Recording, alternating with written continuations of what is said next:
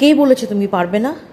তুমি যদি নিজেকে এইভাবে বিশ্বাস করে ফেলো যে সত্যিই তোমার দ্বারা কিছু হবে না, তাহলে যারা তোমাকে বলছে যে তুমি পারবে না বা তোমার দ্বারা হবে না, তুমি তাদের কথাগুলোকে গুরুত্ব দিচ্ছ, তুমি মেনে নিচ্ছ তোমার মধ্যে সে কোয়ালিটিসগুলো নেই।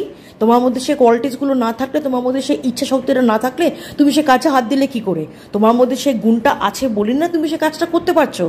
ফেলিয়ার তোমার আসবে, কিন্তু ফেলিয়ার আসা মানে এই নয় যে কেউ তোমাকে বলে বসলো তোর দ্বারায় কিছু হবে না, তোমার দ্বারায় কিছু হবে না, তুমি একদম ওয়ার্থলেস। এটা যদি ভাবতে থাকো, তুমি যদি সেই কথা মতন চলতে থাকো, জীবনে তুমি এগোতে পারবে না। আর যে তোমার ইচ্ছা শক্তিটাকে তোমাকে তোমার নিজের মধ্যে জাগিয়ে রাখতে হবে। ফেলিয়ার তো আসবে, একবার দুবার তিনবার অনেকবার তোমার আসবে।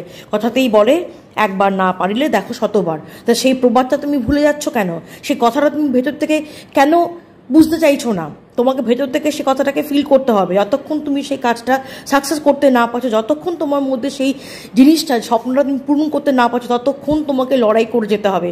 তার জন্য তোমাকে যে কোনো প্রতিকূলতার সঙ্গে তোমাকে লড়াই করতে হোক বা না হোক না কেন, তোমাকে সেটাই করতে হবে। কাজেই যে যাই তোমাকে বলুক, যে যাই তোমাকে করুক বা যাই কিছু করে থাকুক বা যাই কিছু করে থাকুক না কেন, তুমি থেমে যাবে না, তোমাকে থেমে গেলে চলবে না। তুমি যদি থেমে যাও, তাহলে যারা বলে এসেছে যে তুমি সত্যি কিছু করতে পারবে না, তাদের কথাগুলোকে তুমি সত্যি প্রমাণ করে দিয়ে যাচ্ছ।